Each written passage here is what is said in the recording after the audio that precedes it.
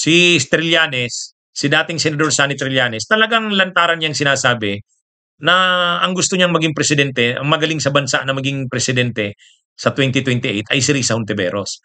Kung pipili daw ng vice president, maganda si Torre. Yan daw ang magandang tandem, sabi ni Trillanes. Pwede daw yan. Risa Hontiveros, Nicolas Torre. Ah, Malakas nga naman talaga yan. Oh, maganda rin yan. Pero ang problema, kailangan nila pundo sa makinarya. Kailangan nila yan.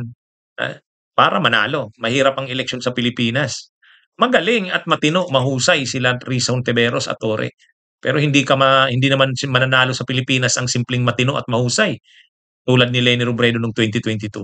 Kailangan mo makinarya, pondo sa kampanya, mga politikong susuporta. Yan ang kailangang asikasuhin.